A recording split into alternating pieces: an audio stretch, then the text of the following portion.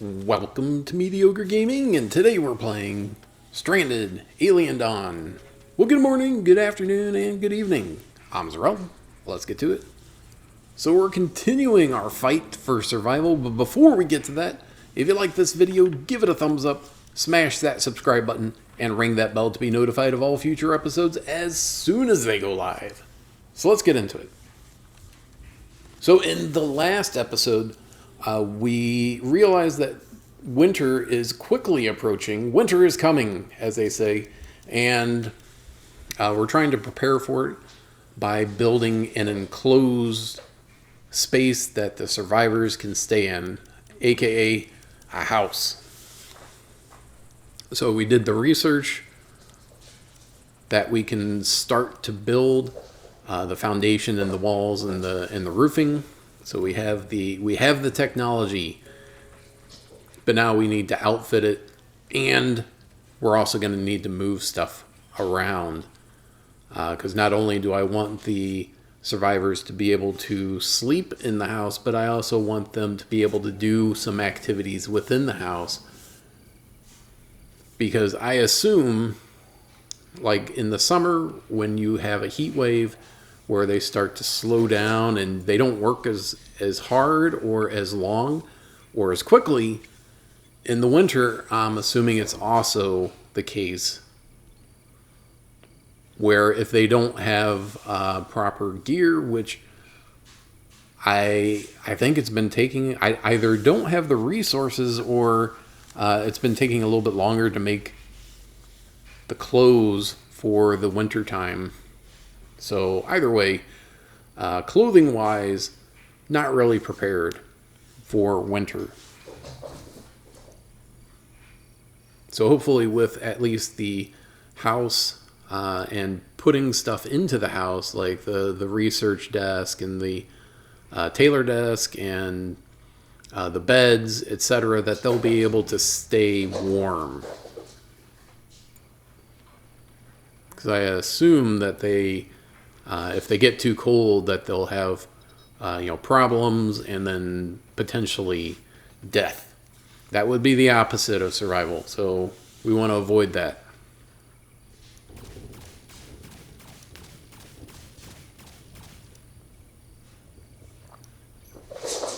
Yeah, additionally, since we have some things that we can power, we want to start doing that.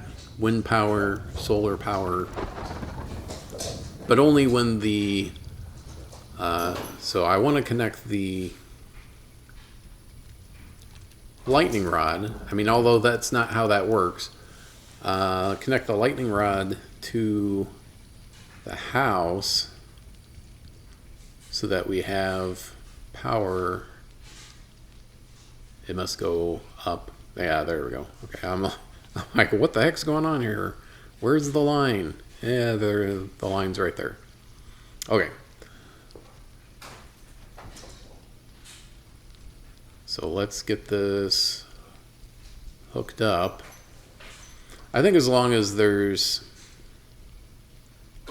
something close by, a pole close by, that you'll have power within the house.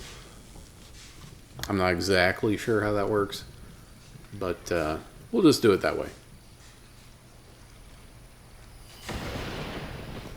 If something happens, we can always move it or add another one to another side or to the side in the back. Have a couple of solar panels. That'll help when the wind is not going very fast, but there is sun out. Of course, during the evening after the sun goes down, then you're completely relying on wind power. So if it's in the evening and there's no wind, then we're in trouble.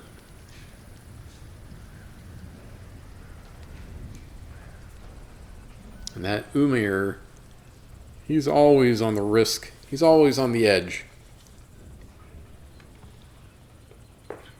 Always ready to melt down. Ah, there we go. We got the ceiling lights, which hopefully don't require a whole lot of power. They require power, but hopefully it's not a whole lot of power. I would assume. I can only assume. And then we've got we got a heating stove and a fireplace, which should pump out plenty of heat. But let's close these windows. When it's temperate out, we can have them open. But when it starts getting cold, like now, since it's getting towards the end of fall, it's probably better to have those windows closed. It's funny that they went to the outside to close them. Whatever works, though. Alright, so I don't know if I have it researched, but I did see that there is a battery. Since I'm moving stuff, let's get everything moved over. The workbench, especially things that you're going to be standing at for a long period of time. Those are all good things to have inside during adverse weather, which is maybe half of the time during the year. Because spring and fall in the evening, it's a little bit cooler, uncomfortably cool. At night, in the summer, during the day, it is hot. And of course, all the time during the winter, it's not great. So, all those things. Now, the one positive about winter time is that I shouldn't have to worry about any of the fields harvesting, etc. So, that should be a positive. I should move that cooking stove inside too, since they spend a good amount of time there while they're crafting. Yeah, any of the crafting tables, I think. Speaking of tables, maybe the food table we can move inside as well. So, although I could have everything moved all at once, I have to wait for one of the survivors to do the physical moving, and while it's tagged for being moved, no one can use that item. So I don't want to move everything all at once. So if you're wondering why I didn't move everything into the house all together, that's why. Plus I had a couple things to build, like the fireplace, yes. I had to build the fireplace. And then I put the lights in, but that doesn't take up any floor space because they're ceiling lights. There are like sconces or torches, etc., that you could use instead, which are on the wall. I'm waiting for them to finish sleeping so they're not, disturbed sleep. Especially Umir, because that guy is always on the edge with his agoraphobia. It's like, okay, dude, you need to stay inside all the time, so you're going to do all the inside stuff. And then he's going to be upset because he doesn't have anything fun to do, because he's inside all the time. So, there we go. There's 3 beds. Now I just have to figure out where to put the 4th one. There's floor space, so it's not a big deal, but... And of course I've got like 2 of one type of bed, and then 1 wood bed with the, what is that, veggie leather? And then 1 metal with the veggie leather. I think 2 are cloth metal beds, and then one's a metal bed but with the leather, and then the other one's leather but a wood bed. So a little variety in the beds, and they all claim their own bed unless you change it to a shared bed. As I thought, there's some problems with the crafting, and part of it, I think, is that I don't have the survivor, whoever is good at crafting. I don't think they're going to the crafting table as often as they could. Oh, look at that. On the edge. Now we got some aggressive animals about to attack. Looks like bugs. I don't generally worry about it until I slowed everything down just so everything is... So I can kind of take a look at things without worrying about what one person is doing or what they're all doing. And I will say it takes a really long time, an inordinate amount of time to craft a weapon. Someone who is good at crafting, I would think they would be able to kick one out in a couple hours, and it seems like it's a couple of days worth of a couple of hours. All right, I think that was the last bed that just got deposited. Oh, maybe it was synthetic. I don't think it was synthetic beds. I think it was the skin bark leather. You harvest skin bark and then you can process it into a leather, and then you can use that for clothing and furniture. So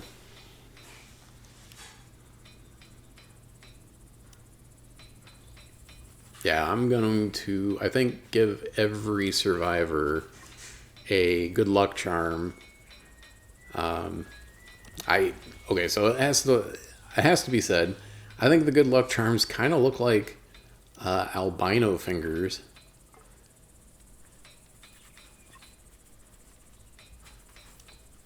Which is not cool. Where would they even get those? Alright, and then one more. So eventually I want to get to a point where I can have like clothing and food inside of the house, so they don't have to go very far, but I do have to move that cooking. Yeah, that's making fuel. That's good, because I definitely need fuel, if only for the hot air balloon right now. Well, actually, I use fuel for the balloon, but I also need it to make synthetic fabric or material. Alright, so the campfire I don't need. And then these shelters I don't think I need anymore either. So we'll get those out of the way.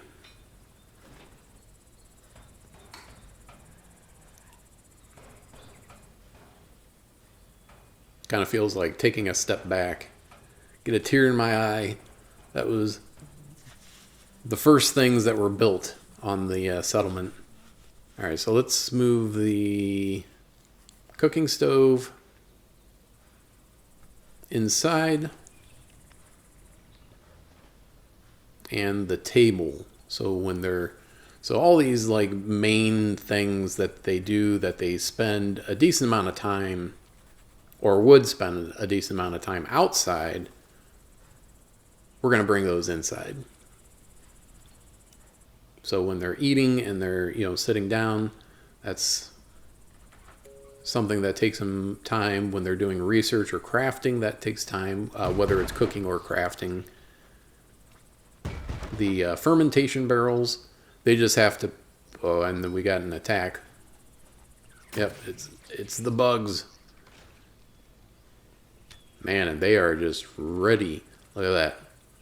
I didn't set up a fence or anything around the house, so that's not the best idea to wait as long as I did before moving the survivors into position to defend against it.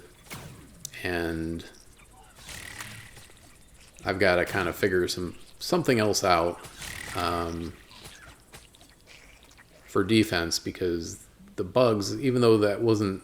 I mean, it wasn't a small number of bugs, but it wasn't a large number. And they're getting through without any problem. He got stuck. Some of them, it seems like they can get through without triggering the traps. Alright, so let's undraft these guys. We can butcher these bugs. It always takes a little while for an attack. You have to deal with the attackers, And then you have to deal with the aftermath of the attack. So like butchering the bugs and resetting the traps and healing anyone that got injured.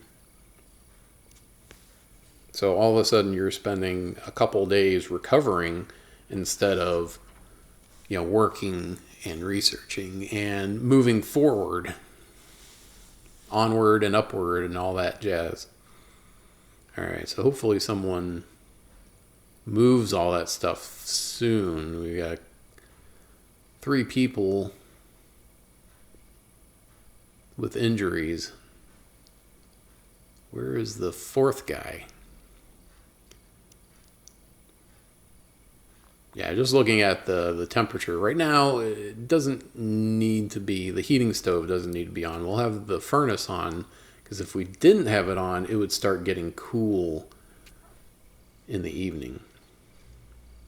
So one of the things you can look at is the activities for the survivors and see how they prioritize each thing.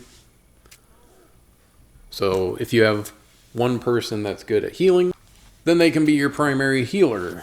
If they're good at combat, they can be, you can give them the best weapons, etc. But when, as the case is with me, my best combat guy is also the best healer, and he ends up being the one that gets hurt. So it ends up being not a great combination. So then I have to tell him, hey, don't wait for treatment, go heal yourself. So he'll go and get the items, heal himself or heal others, and then after he's healed, then he can wait for treatment, or he can treat others and others can treat others.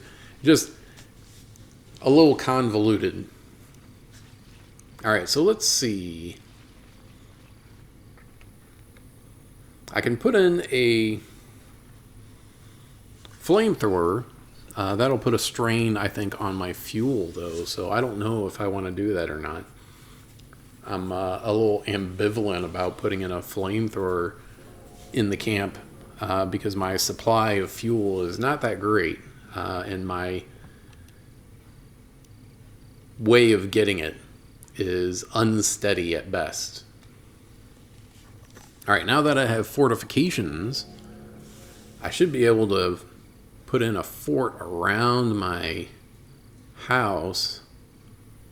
And this should be I want to make sure I don't hit the wrong, I mean, I can always switch it, so that's not a big deal, but, measure twice, cut once kind of thing. Oh, and I still biffed it by 1.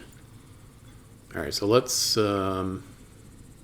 pause for a second so they don't start building and then they have to destroy stuff. Don't want to do that. All right, so let's get the fortification built to the existing fence. There we go. And now we need a couple of gates. I don't want to put a door because it doesn't make a lot of sense for you to have a door at a fortification because that gives enemies a window to attack you at range if they are in fact ranged attackers. There we go. There we go.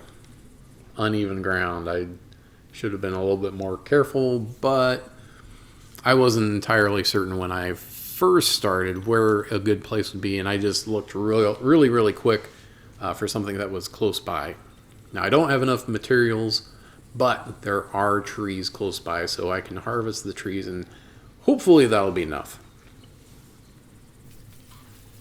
I mean, I think I started to have a little tree farm, but trees seem to take a really long time to grow for some odd reason.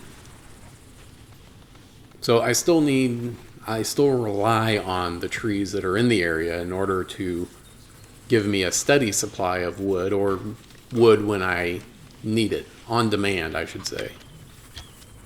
Alright, so I still have some space, but I kind of feel like I already have things that I want to put in there already. Alright, hopefully we can get this fortification up so we can change our defense strategy. But we'll see how it goes. Not to mention, hopefully get it up before winter. As I said before, I'm short on clothing items that's going to help the... Oop, I missed a couple. I'm short on clothing items that will keep the survivors warm, so I want to try to keep them inside as much as possible. And when I get to the point where I can have AC, then I want that to be available as well. So then they can be inside and comfortable regardless of what's going on outside. Yeah, look at that. It's getting close. When he builds, he can build fast. And it's just fortification, so it's not a huge deal. Alright, so I've got some trees, and they are, I think, getting close to where they can be harvested. You don't have to keep tabs on it, though. Fields will automatically be harvested once they're ready. But things like skin bark, I certainly need some of those to be planted. Things that, are relatively rare on the map, I need farms for. And then, of course, things that aren't close to the settlement. So maybe there's a bunch of trees, but then you cut them down, and then all of a sudden you need some more wood, but the closest trees are, half a day's walk for one of your survivors, which means that you're spending an entire day just getting some lumber, which it doesn't make a lot of sense. You want to maximize or minimize the travel time, and you want to maximize the amount of time that your survivors are working on different things, whether it's acquiring resources or processing resources or researching new ways of using the resources, etc. Alright, so not enough resources. And looking at the workbench, I need fuel to make synthetic fibers, synthetic fabric, basically.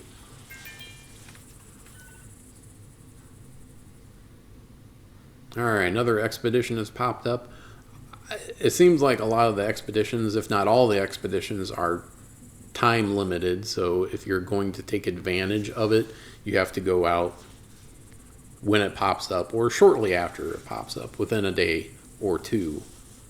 And then there's the travel time getting to it, and then of course the travel time coming back, plus whatever time that you're there. I don't know how that all factors in, but somehow it does. So let's take a look. Yeah, we got that and that and that. So that was the one that just came up. Let's go send out the troublemaker. He's always on the verge of causing problems by... he's useful in the camp, don't get me wrong, but unless I keep him inside all the time, his agoraphobia takes over and causes a risk of meltdown. So if he's, if anything else is going on, then all of a sudden his happiness meter starts to drop, and then he gets into risk of meltdown, and he's melted down a couple times already. So that's not something that we really need.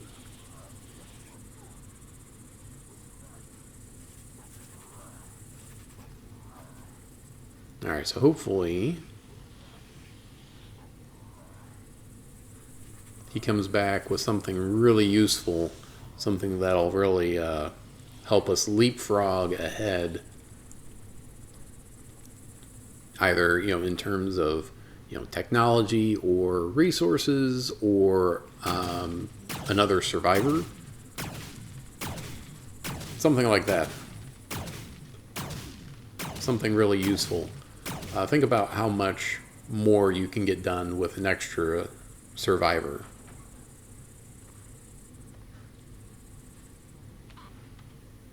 Alright, so uh-oh, cold snap. That's not good. Now we're technically still in fall, even if it's at the tail end of it.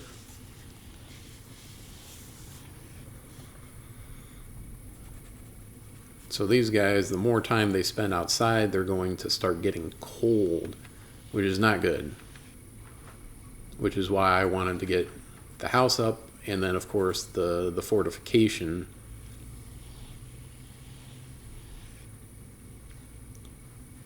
I think down the road a little bit I might move some of the stuff closer to the house so that they can grab stuff easier. But we'll see. See how frantic things get.